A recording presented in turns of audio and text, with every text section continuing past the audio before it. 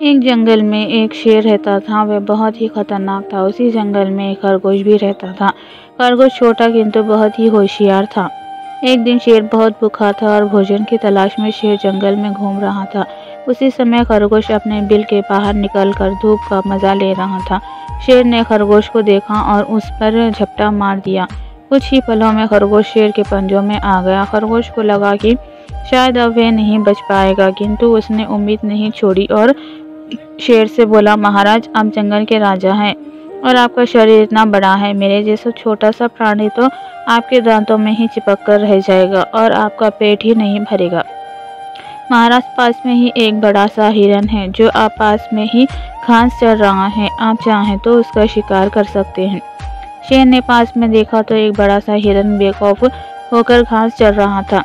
शेर को हिरन पर गुस्सा आया कि शेर के रहते वे इतना बेखौफ होकर घास कैसे चर सकता है। इस तरह तो जंगल के दूसरे जानवरों में भी शेर का डर मिट जाएगा। शेर को खरगोश की बात पसंद आई और उसने खरगोश को छोड़कर हिरन पर हमला कर दिया। हिरन बहुत फुर्तीला था। जैसे ही शेर ने हिरन पर हमला किया, हिरन लंबी लंबी छलांग मारता हुआ वहां से भाग गया।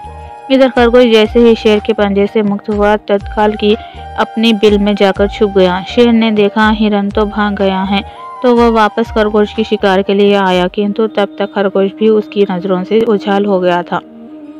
इस प्रकार छोटे से खरगोश की होशियारी और शेर की मूर्खता के कारण शेर ना तो खरगोश का शिकार कर सका और ना ही हिरन का। चालाक खरगोश और शेर की कहानी से हमें शिक्षा मिलती है कि विपरीत के समय घबराना नहीं चाहिए, अपनी बुद्धि का प्रयोग करके अपना बचाव करना चाहिए।